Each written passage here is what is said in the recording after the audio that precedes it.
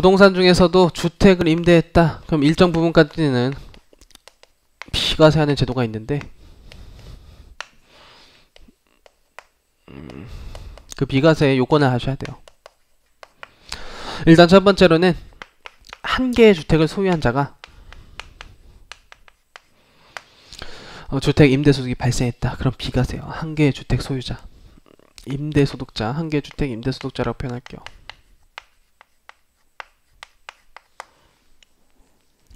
근데 이 주택에는 제외되는 주택이기 때문에 그 주택을 잘 기억하셔야 돼요. 만약에 한 개의 주택이더라도 이 주택이 고가주택, 좀 비싼 고가주택이었거나 아니면 국내 주택이 아니라 국외 주택이었다면 이거는 과세하겠다예요. 제외는 과세한다는 말이죠. 한 개 주택 소득자라도 그게 고가주택이거나 국외 주택이었다. 그럼 과세한다예요. 과세한다. 그럼 다시 한번 이 고가주택 개념이 뭔지 아셔야 돼요. 고가주택 개념이 또 양도소득에 나오는 고가주택 개념이랑 다르기 때문에 좀 헷갈릴 수 있어요. 그래서 임대소득은 팔질 않았죠. 빌려준 거잖아요. 그러니까 실질 거래가액이 발생할 수가 없어요. 그래서 실질 거래가액으로 판단하는 게 아니라 과세인간 종료일 기준시가로 판단하는 거예요. 기준시가 기준으로 9억 원이요. 9억 원. 기준시가가 9억 원 초과하는 주택을 고가주택이라 표현하고 이 주택을 대외에서 받은 자는 과세한다요. 과세한다.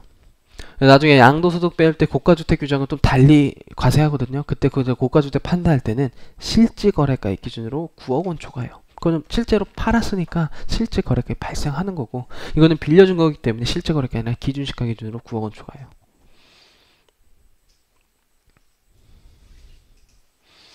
그래서 주택 제외되는 거 두 개 반드시 기억하셔야 되고, 또다시 한번 한다는 게 요 한 개 주택을 과연 어떻게 셀까? 요것도 잘 해야 돼요.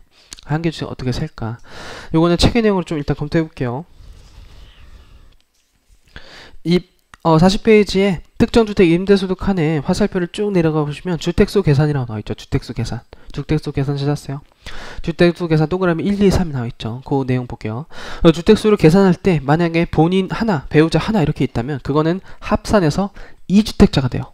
그 부부는 하나예요. 부부는 일심 동체이기 때문에 부부권 합산한다.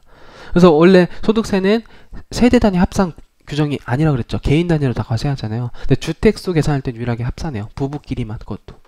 근데 여기 어느 규정에도 자녀란 말은 안 써있죠. 그럼 자녀분은 합산하지 않아요.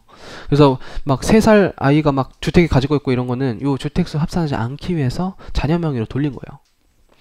그래서 배우자분만 합산해요. 그래서 자녀분은 합산하지 아니하며 임차받은 주택을 전대하는 경우에 해당 임차주택도 본인의 주택에 합산해서 그 1주택인지 2주택인지 판단한다. 그 다음에 동그라미 이번에 다가구 주택, 요즘 이거 오피스텔 뭐 원룸 이런 거 있죠. 그런 다가구 주택은 원칙은 한 개 주택으로 보되 근데 각각 구분 등기되어 있다면 각각 한 주택으로 봐요. 그래서 보통은 다 구분 등기가 돼 있죠. 심지어 그 큰 오피스텔들은 하나하나 방마다 소유주가 달라요. 엄청 큰 그 주택에 대해서. 그럼 그걸 각각 1주택으로 본다요. 그리고 동그라미 3번에 만약에 공동소유 주택이라면 어떤 주택을 5대5로 보유하고 있었다면 지분이 큰 자의 소유하되 7대3 이렇게 하면 지분이 큰 자의 소유하되 5대5처럼 지분이 큰 자가 둘 이상인 경우에는 각각 소유한 거로 봐요. 각각. 한 개의 주택에서 각각 소유. 근데 예외에서 만약 합의해서 그냥 1인을 귀속자로 신고했을 땐 그의 소유를 본다라고 예외 규정도 하나 있다 보시고, 제일 중요한 게 주택수 계산할 때 그 배우자 합산하는 게 일단 제일 중요해요. 자녀는 합산하지 않고 배우자 합산하는 게 일단 제일 중요하다. 그렇게 해서 한 개의 주택인지 두 개의 주택인지에 따라서 일단 비과세되냐 과세되냐 엄청 큰 차이가 있기 때문에 주택수 계산도 중요한 메시지를 담겨져 있고, 그 주택에 대해서는 고가주택이나 국외주택은 과세하기 때문에 그 주택도 무슨 주택이냐 잘 보셔야 돼요. 그리고 동그라미 2번이 올해부터 개정된 거예요. 일단 종전규정부터 말씀드리면 저 주택 임대소득에서 발생한 총 수익금액의 합계가 요것도 2천만원이었어요. 방금 금융소득에서 그렇게 지겹도록 한 2천만원. 총 수익금의 합계액이 2천만원 이하인 경우에 지금 종전규정은 원래는 비과세였어요. 근데 올해부터는 과세를 일단 하되 중요한 게 분리과세가 가능해요. 근데 분리과세도 강제도 아니고 분리과세 선택이요. 분리과세 해도 되고 종합과세 해도 되고. 일단은 과세를 한다는 게 중요한 거예요. 과세를 한다는. 이게 원래 엄청 예전부터 과세한다고 했었는데 매년 그 연장되고 또 연장되고 또 연장되고 올해도 연장될까 안 될까 계속 참았는데 결국은 연장이 안 아직도 사실 시행령이 확정이 안 돼서 아주 정확하지만 거의 안 됐다고 보시면 돼요. 왜냐면 시행령 안에 올라오질 않았어요. 그래서 사실상 거의 확정이 됐다고 보시면 돼요. 그래서 객관이세법에는 이게 아직 비과세로 아마 풀 때 나와 있을 거예요. 그래서 문제 풀면서 바꿀게요. 일단 과세를 하지만 분리과세한다. 분리과세 선택 가능이다. 됐죠? 우리 개정됐어요.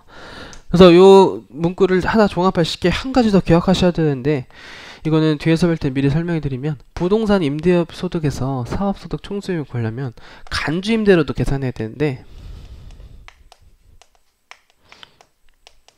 심지어 주택의 간주임대료는 지금 주택임대소득의 간주임대료는 요건이 있어요. 또 주택 외 상가 임대료의 간주임대료는 무조건 간주임대를 계산해야 되지만 주택의 간주임대료는 소득세법상 반드시 3주택 이상 소유해야 되고 보증금 등의 합계액이 3억 원 초과해야 돼요. 그래서 3, 요건을 갖춰야 돼요.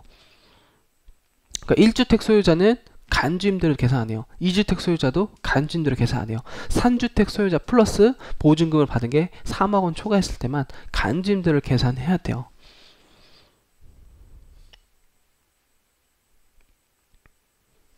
이때만 과세한다.